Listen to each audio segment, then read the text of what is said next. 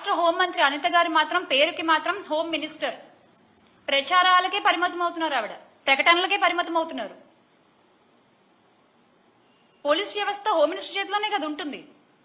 ఎందుకు దాన్ని మీరు కట్టుదిట్టంగా చేయలేకపోతున్నారు? రాష్ట్రంలో గంజాయి సాగు చేసిన ఆడపిల్లలకి అన్యాయం చేయాలన్న ఆలోచన వచ్చిన ఆ రోజే వాడికి ఆఖరి రోజు అని చంద్రబాబు నాయుడు గారు చిలక పలుకులు పలికారు కదా. చంద్రబాబు నాయుడు గారు ఈ రోజున ఆడపిల్లలకు అన్యాయం చేసిన ప్రతి ఒక్కడు కాలర్ ఎగరేసుకుంటూ తిరుగుతున్నాడు బయట.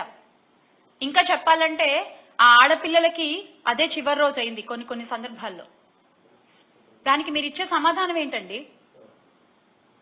దానికి మీరు ఇచ్చే సమాధానం ఏంటి? తొక్కి పట్టి నార తీస్తాం, ఆడపిల్లల జోలికొస్తే తొక్కి పట్టి నార తీస్తాం, నడు వంచి దెబ్బలు కొడతాం అని చెప్పినటువంటి పవన్ కళ్యాణ్ గారు ఏది తొక్కలేదు, నారాలేదు. మహిళలకు అన్యాయం చేయడం ఒక రాయల్టీగా ఫీల్ అవుతున్నారు జనాలు. మహిళలకి అన్యాయం చేస్తే ఏం కాదులే అంటే వాళ్ళలో ఒక వణుకు, ఒక భయం అనేది తగ్గిపోయింది. ఎందువల్ల? ఒక కట్టుదిట్టమైన వ్యవస్థ లేకపోవడం వల్ల. గత 5 సంవత్సరాలు ఇలా లేదే.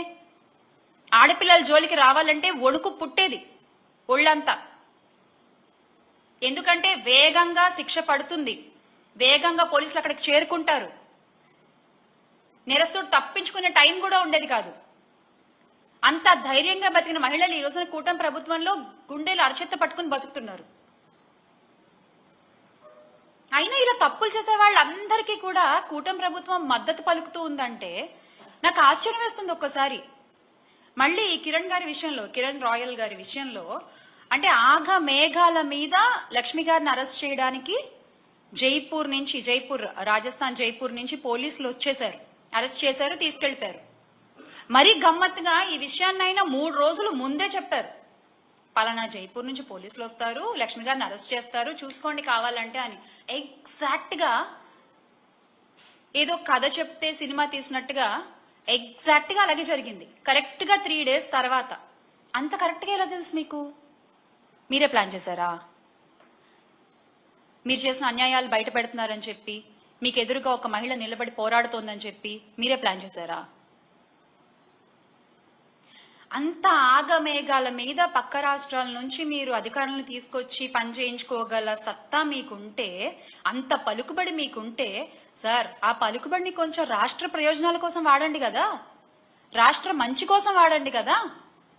ఒక ఆడపిల్లకి అన్యాయం చేసిన వాడిని రక్షించడం కోసం మీరు ఆ పలుకుబడిని వాడేది కూటమి నాయకులు.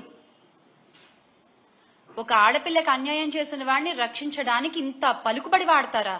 అదేదో రాష్ట్ర ప్రయోజనాల కోసం వాడుంటే ఎంతో కొంత మంచి జరిగేది కదా రాష్ట్రానికి. అంతకంటే దారుణం ఏంటంటే అన్యాయం జరిగిన బాధితురాల్ని ఆదుకోకపోగా, అండగా నిలబడకపోగా, అసలు ఆమెని ఒక తేరుకోలేని ఒక సిచ్యువేషన్ లో పెట్టడం, అరెస్ట్ చేసి జైల్లో వేసేస్తే అయిపోతుంది అంతే. ఇంకా వాళ్ళు నోరెత్తి మాట్లాడరు. విక్టిమ్ బ్లేమింగ్ అంటారు దీన్ని. ఇలా మీరు విక్టిమ్స్ ని బ్లేమ్ చేస్తూ ముందుకు పోతుంటారా? అంటే ఇది చూసి ఇంకొకళ్ళు ఎవరు బయటకు వచ్చి మాట్లాడరనా మీ ధైర్యం?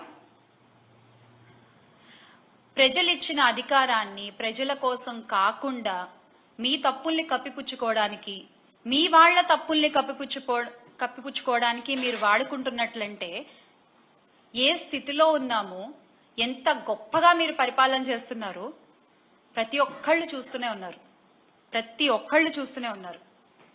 Subscribe to Social TV Telugu for more videos. Hit the bell icon for faster updates.